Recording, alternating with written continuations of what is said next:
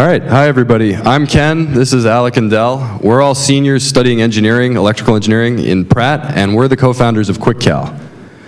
QuikCal is a scheduling tool for construction sites. We improve communication from the field to the office on large projects by capturing field data like work plans and delivery schedules, and then notifying project management personnel. This helps to keep projects on track and reduce delays.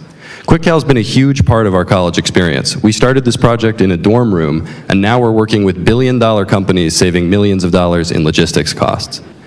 We're really excited to be here today with only a couple months left in our college careers to share a little bit more about our journey and some of the lessons that we've had along the way. So here at Duke, every freshman engineer takes EGR 101, a class where you're placed in a group, given an engineering problem, and tasked with prototyping a solution to the problem over the course of the semester. This is where I met Ken. So in this class, we were matched with our client, Evan, who tasked us with building a website that could host a calendar for construction sites to manage the deliveries, replacing the whiteboard-based system that they were using before. So behind me, you can see some pictures that we took during the class.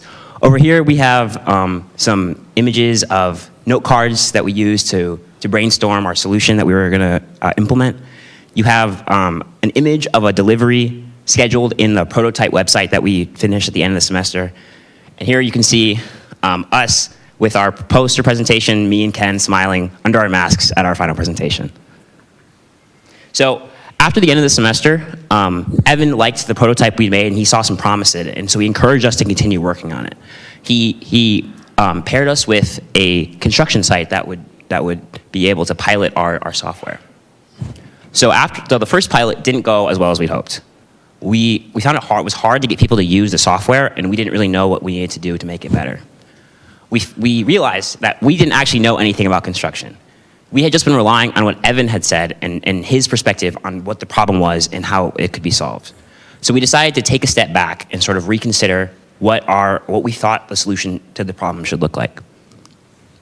So we did I-Core, a customer discovery program with the National Science Foundation, where we did over 24 customer interviews with people in the industry. So we realized, so one of the most valuable tenets from I-Core was to not bring up our product in these interviews. They were just for about learning about the problem space, not for trying to sell these people on our particular solution. So after all of the information we learned, we honed in on our value proposition. We had thought that the problem was that these construction sites didn't have a delivery calendar to manage their deliveries. What we realized was that they have access to plenty of planning software, but without buy-in from the people on the ground, the people in the field, they weren't able to make use of it. And these ground staff were much more resistant to change. So with that in mind, we were able to refine our value proposition, which was QuikCal is for improving office field communication on commercial construction sites. So with this new communication problem in mind, we definitely jumped straight to work trying to build this new solution that would make it really easy to scan in some of these work plans that we were seeing straight from your phone. And so, of course, we spent a lot of time actually coding it, but we found it was just as important to spend a lot of time developing the process to write your code. And I feel like it's like telling you to eat your vegetables a little bit, but it really does matter. And so one thing that I really wanted to highlight is we spent a lot of time testing. I think it's a great way to push your product towards market readiness. And so all the way on the left here, this is where we started out with. This is the Kilgo Common Room N. We just have a really basic whiteboard on the ground, which was a mistake because someone actually stepped on it while we were working on it on the way to their vending machine run.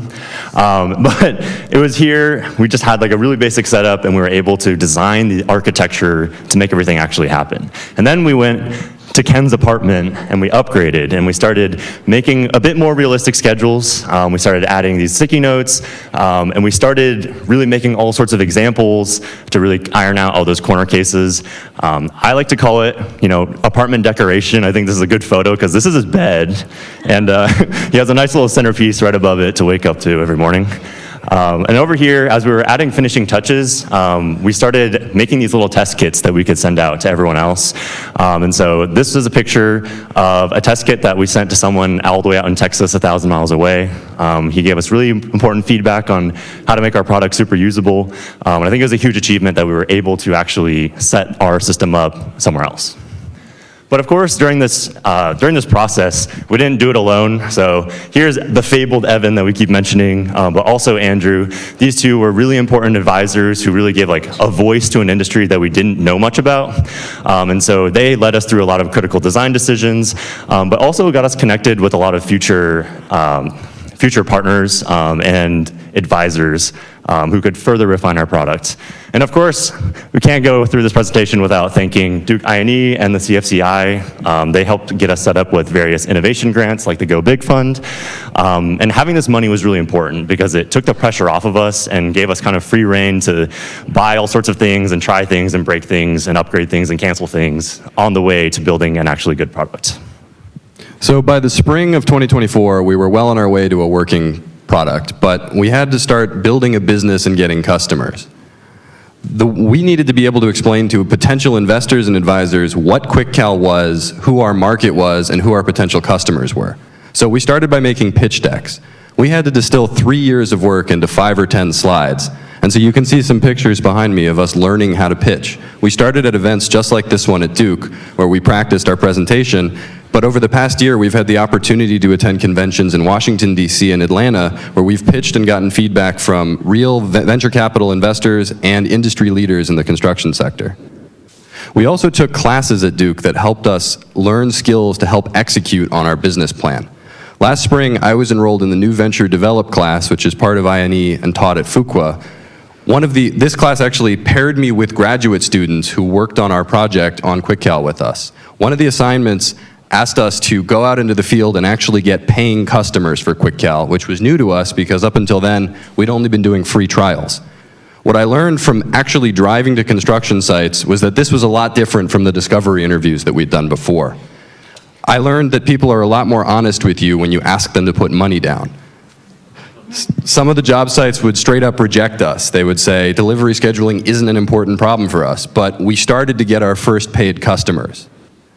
Before the class, I felt like it was greedy to ask for money when we didn't even have a finished product.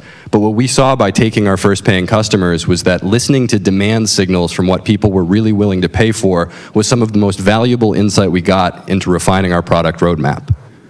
Once we started getting paying customers, we had hundreds of deliveries being scheduled on our platform, and this let us start to answer whether or not QuikCal was delivering on the value proposition that we decided on from customer discovery. We worked with a project in Raleigh to build a case study where we saw that over a 10-week pilot in the summer, we estimated that we were saving them over $2 million annually. So where does that leave us today? We're really proud of the progress that we've made. With only a few months left in college, we've seen this grow from our freshman year, from what we thought was just a class project, into a full-grown company. However, we've all gotten job offers for after college, and we realized that continuing to grow QuikCal on our own would be a difficult challenge after graduation. So we've made the decision to sell QuikCal to an existing construction software company with sales and marketing experience so that we can see the technology that we've built continue to thrive after we graduate. So when I look back on this experience at the end of college, what will I remember? I think for me, QuikCal has been about stepping out of our comfort zones and learning how to take rejection and tough feedback. The key to our success has been surrounding ourselves with experts who can support us and help us make informed decisions about what to do next. Duke was a great place to try this because we didn't have to quit our day job to try a company on our own, and we had the full resources and support of Duke behind us. So I'd like to take a moment to thank some of the organizations that have helped us along the way, including Steve McClelland and the Christensen Center family for innovation, Duke INE with Amy Linnane, Jamie Jones, and we're also part of the Melissa and Doug Entrepreneurs Program, which has been really helpful. And obviously, we're all in Pratt, so the Pratt School of Engineering and the EGR 101 class that got this whole project started. Thanks very much.